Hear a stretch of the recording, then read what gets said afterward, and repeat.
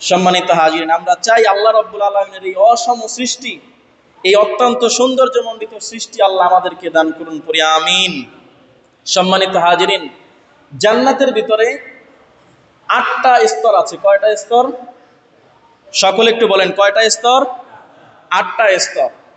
এই 8টা স্তরের ভিতরে সবার উপরে যে স্তর, সেই স্তরের নাম হচ্ছে ফিরদাউস। নাম কি? ফিরদাউস। জান্নাতুল ফিরদাউস বলা হয় এটাকে। রাসূলুল্লাহ সাল্লাল্লাহু আলাইহি ওয়াসাল্লাম বলেছেন, যখন তোমরা আল্লাহর কাছে জান্নাত চাইবা, ফাসআলুল ফিরদাউসা, তখন তোমরা আল্লাহর কাছে সবচেয়ে বড় জান্নাত জান্নাতুল ফিরদাউস চাও। কারণ জান্নাতুল ফিরদাউস হচ্ছে আল্লাহর সৃষ্টি জান্নাতের ভিতরে সবচেয়ে সেরা জান্নাত। এই জান্নাতের উপরেই আল্লাহ রাব্বুল আলামিনের আরশে আজিম আছে। এই জান্নাতে যারা বসবাস করবে তারা সব সময় আল্লাহ রাব্বুল আলামিনের দিদার পেতে থাকবে। সুবহানাল্লাহ বলেন।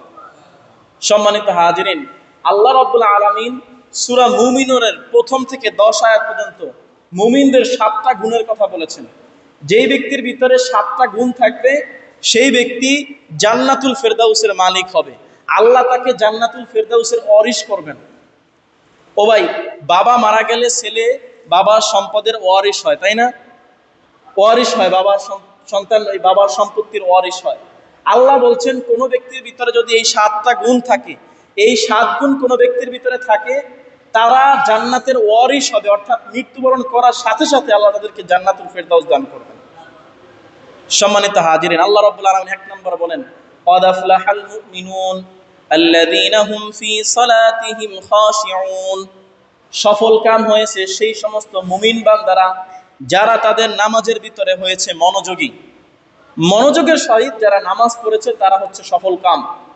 এটা হচ্ছে 1 নাম্বার গুণ। যারা মনোযোগের সাথে নামাজ পড়তে পারে তারা হচ্ছে জান্নাতুল ফিরদাউসের মেহমান। 2 নাম্বার, ওয়াল্লাযীনা হুম আনিল লাগwi মুরিদুন।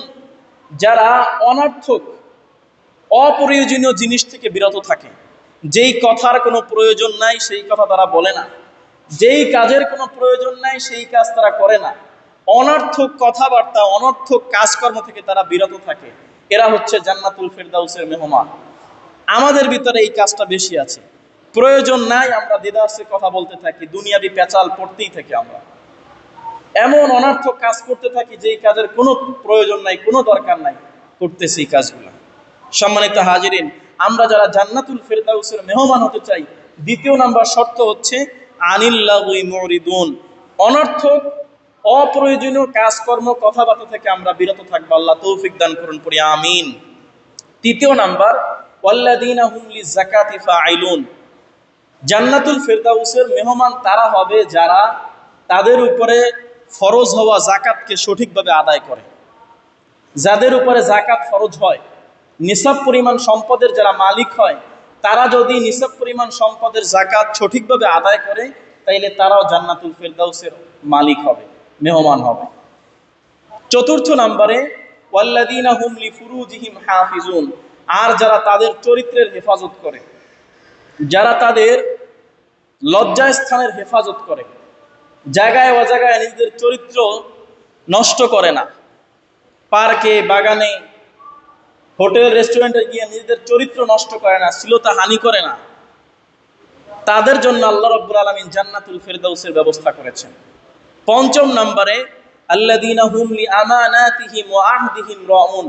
যারা তাদের আমানতগুলোকে এবং তাদের ওয়াদাগুলোকে পরিপূর্ণভাবে রক্ষা করে, তারা জান্নাতুল ফিরদাউসের মালিক হবে।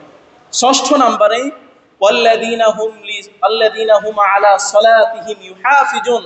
আর যারা 5 ওয়াক্ত নামাজ সঠিকভাবে আদায় করে, যেই ওয়াক্তের নামাজ সেই ওয়াক্তে সঠিকভাবে আদায় করে, নামাজের হুকুমগুলা, আরকানগুলা, আহকামগুলা, নামাজের পদ্ধতি ঠিক রেখে সঠিকভাবে যারা নামাজ আদায় করে, এই যে কয় শ্রেণী আছে, এই কয় শ্রেণীকে আল্লাহ রাব্বুল আলামিন জান্নাতুল ফিরদাউসের মেহমান করবেন। আল্লাহ রাব্বুল আলামিন বলেন, উলাইকা হুমুল ওয়ারিসুন আল্লাযীনা ইয়ারিসুনাল ফিরদাউসা হুম ফিহা খালিদুন। তারা হচ্ছে জান্নাতুল ফিরদাউসের মেহমান ওয়ারিশ। আল্লাহ রাব্বুল আলামিন তাদেরকে ওয়ারিশ করবেন জান্নাতুল